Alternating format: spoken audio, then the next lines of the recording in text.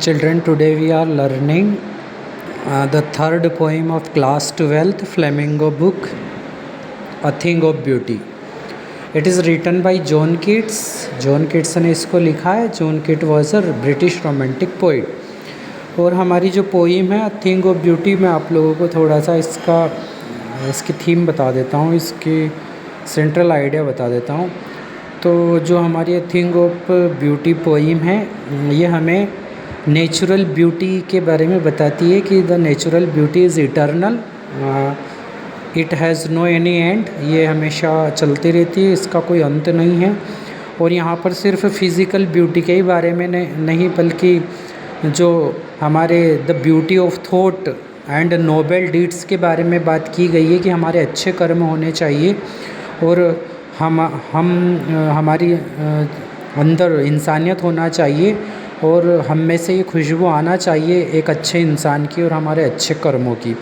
सो dear children, ये ऐसा बहुत अच्छा मैसेज हमारी इस पोइम ने दिया है. यहाँ पर जैसे सूर्य भगवान हैं, चंद्रमा हैं, पेड़ हैं, इन सबको एक ब्यूटी का एक रूप बताया गया है. तो हम सब जानते हैं कि ये चीज़ें कितनी इम्पोर्टेंट है. पेड़ हैं, ट्रीज़ है ना, trees are also a form of beauty. ये भी एक ब्यूटी का ही एक रूप है, क्योंकि कितने महान होते हैं पेड़, जो हम पत्थर देने के बावजूद भी हमें फल देते हैं. तो हमें भी हमारा चरित्र ऐसा ही बनाना चाहिए.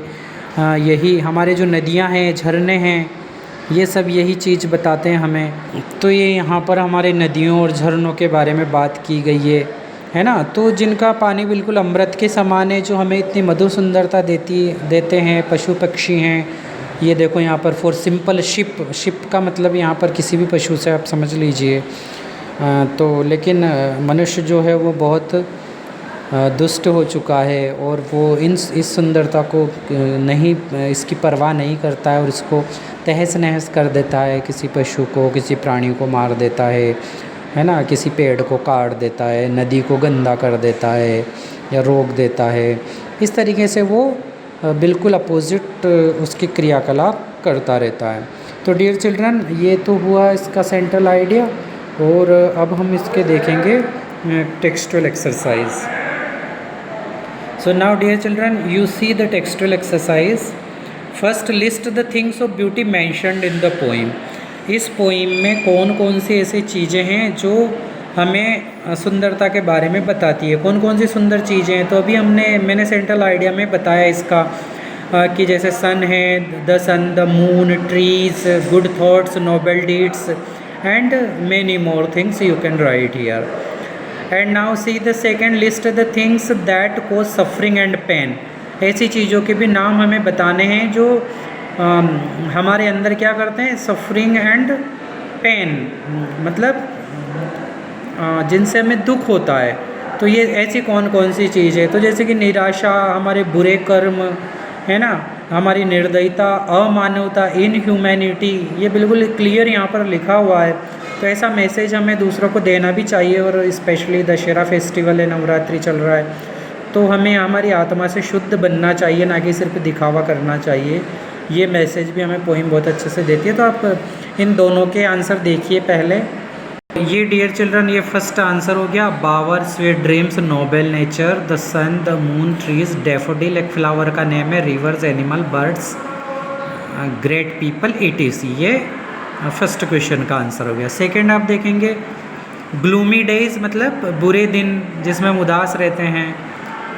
बैड हेल्थ, हम अस्वस्थ रहते हैं. इनह्यूमैनिटी, अमानवता, जिसमें मानवता ही नहीं है. तो अभी तो 99% में मानवता नहीं दिखेगी.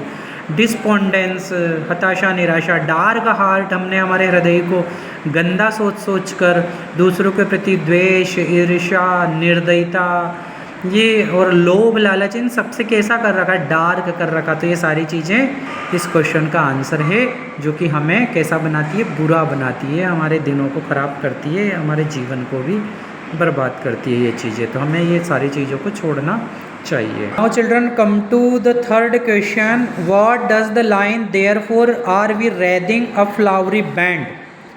तो यहाँ पर फ्लावरी बैंड का मीनिंग हम ब्यूटी से ही समझेंगे, नेचुरल ब्यूटी से. To bind us to earth, suggest to you. तो इस लाइन का क्या अर्थ है? तो इस लाइन का अर्थ है कि हम सभी हमारे अच्छे कर्मों से, अच्छी सुंदरता से, प्राकृतिक सुंदरता से, धरती मैया पर जो जितनी भी सुंदरता है उन सभी सुंदरताओं की वजह से हम धरती मैया से जुड़े हुए रहते हैं।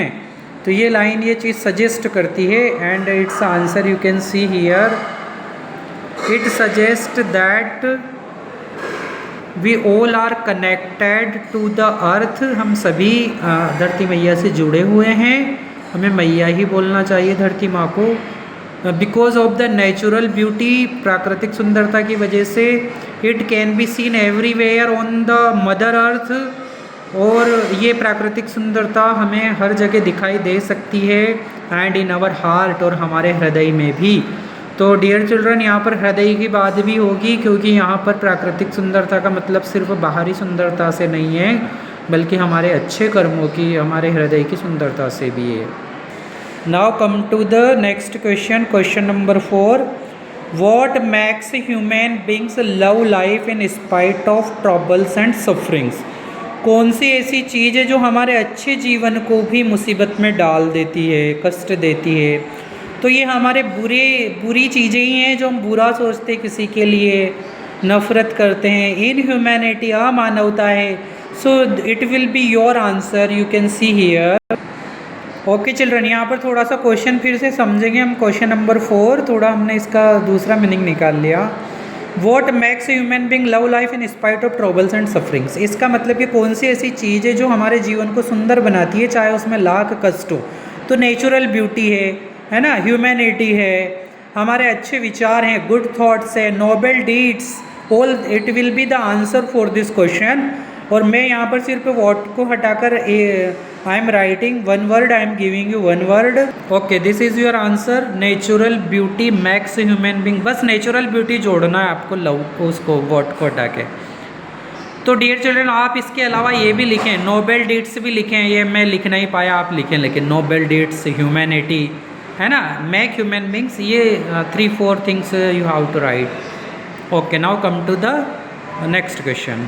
Now see question number 5। ये लॉन्ग क्वेश्चन कहा जाएगा और इसको अच्छे से समझेंगे, बोर्ड में बहुत बार पूछा गया है इसको। Why is grandeur associated with the mighty dead? इसका मतलब है, ग्रैंडर का मीनिंग लिख लेंगे आप पहले तो। इसका मतलब होता है ग्रेटनेस, महानता, है ना, स्प्लेंडिड और थिंग, और भव्यता मान लें आप, ठीक है, बहुत ज़्यादा इज्जत होना किसी चीज़ की, वैभवशाली होना। तो इसका मतलब है कि भाई विद माइटी डेड की, जो माइटी डेड का मतलब है कि ऐसी मृत्यु जो वैभवशाली हो। तो कैसे लोगों की मृत्यु होती है? ऐसी वैभवशाली तो हर किसी की नहीं होती है। जो अच्छे कर्म करता है उसकी वैभवशाली मृत्यु होती है, नोबल डीड्स जो करता है। जैसे कि आप लोगों को याद आ रहा होगा कि खूब लड़ी मर्दानी वो तो झांसी वाली रानी थी। दूसरों के लिए लड़ते लड़ते हमारी आदरणीय महारानी जी की मृत्यु हो गई। लेकिन उनकी मृत्यु कैसी है डियर चिल्ड्रन? यही है grandeur associated with the mighty dead. ऐसे हमारे कई सेंट्स हैं, है ना, कई ग्रेट पीपल है जो हमेशा परोपकार के लिए, दूसरों के लिए उनकी मृत्यु हो गई। लेकिन आज हम लोग चंद पैसों के लिए दूसरों के साथ चीटिंग, बेईमानी कर लेते हैं। तो हमें शर्म आना चाहिए ऐसे कार्यों पर। Now come to see the answer. This is the answer I have written for you. See, grandeur is associated with the mighty dead because the great people have a splendid life. कैसी life होती है उनकी? बहुत वैभवशाली। And death, और मृत्यु भी वैभवशाली होती है। They did the noble deeds, क्यों होती है? क्योंकि वो हमेशा अच्छे कर्म करते हैं in their lives, उनके जीवन में। They gave us the example to be kind, वो हमें उदाहरण देते हैं कैसा? दयालु बनने का, हेल्पफुल बनने का, एंड ब्रेव, बहादुर बनने का। When they lose their lives, जब उनकी मृत्यु हो जाती है, it is a great loss for all, ये हम सबके लिए बहुत ज़्यादा लॉस होता है, हम उनको खो देते हैं, बहुत दुख की बात है। किंतु उनकी मृत्यु कैसी होती है? वैभवशाली होती है डियर चिल्ड्रन। तो अगर आप मरने के बाद भी अपने जीवन को वैभवशाली, अपनी मृत्यु को वैभवशाली बनाना चाहें और ना भी चाहें तो भी हमें अच्छे कर्म तो करना ही चाहिए। सिर्फ हमें झूठी बातें करने से काम नहीं चलेगा। Now come to the question number 6. Do we experience things of beauty only for short moments or do they make a lasting impression on us? क्या हम एक्सपीरियंस करते हैं थिंग्स ऑफ ब्यूटी में कि ये थिंग्स ऑफ ब्यूटी जो रहती है ये थोड़े समय के लिए रहती है या लास्टिंग इम्प्रेशन मतलब ये बहुत लंबे समय के लिए रहती है हमारे मस्तिष्क पर? तो हमारे मस्तिष्क में ये बहुत लंबे समय तक रहती है, मतलब इटर्नल है। इट इज़ इटर्नल मतलब हमेशा के लिए, फॉर एवर। तो it will be the answer. और क्वेश्चन नंबर 7 भी हम समझ ही लेते हैं साथ में। What image does the poet use to describe the beautiful bounty of the earth? कि धरती की सुंदरता के लिए एक्सप्रेस करने के लिए कवि ने यहाँ पर किस चीज़ का उदाहरण दिया है? तो डियर स्टूडेंट्स, यहाँ पर उदाहरण दिया है पोइट ने एक ऐसे झरने का जो कि अमृत के समान है, उसका जल है ना। And I will show you my answer. Okay children, so here you can see your 6th question answer. We experience things of beauty for a long time, लंबे समय तक। It has eternal beauty which is everlasting. ऐसे आप और भी express कर सकते your thought, but it is very very easy answer. Now come to the 7th answer. The poet uses the image of the endless fountain of immortal drink.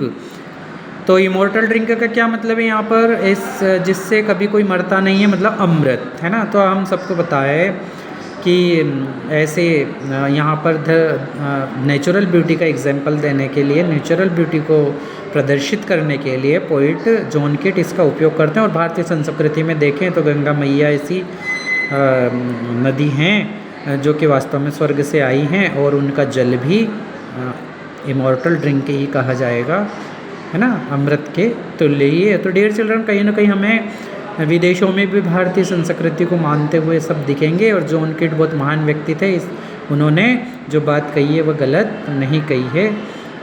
So dear children, this is the end of your poem. और कभी हम poetic devices भी poem में होते हैं, जैसे कि इसमें एलिट्रेशन है बहुत सारी जगह, और इमेजिनेशन भी है बहुत सारी जगह, मेटाफोर हैं, सिमिली है। तो ये इस पोइम में हमें देखने को मिलते हैं। और कभी हम किसी वीडियो में फिर पोइटिक डिवाइसेस के बारे में भी स्पेशली डिस्कस करेंगे। गुड बाय चिल्ड्रन, अच्छे से आप लोग ये क्वेश्चन आंसर कंप्लीट कर ले, लर्न कर ले। सभी को हैप्पी दशहरा, और दशहरा अच्छे से मनाएं। हमारी जो बुराइयां हैं वास्तव में उनको मारें, उनको ख़त्म करें। ऐसा नहीं है कि हम सिर्फ रावण को ही मार रहे हैं और हम खुद रावण बनकर बैठे हैं, ऐसा नहीं होना चाहिए। हमें भी बिल्कुल भगवान राम सा चरित्र बनाना चाहिए। सो सबको बहुत सारे ढेर सारी शुभकामनाएं, सभी को प्रणाम, और सभी के जो पेरेंट्स हैं उनको मेरा सादर प्रणाम, जो बड़े हैं उनको चरण स्पर्श। और आप सब प्रसन्न रहें और अच्छे से पढ़ाई करें और त्यौहार मनाएं।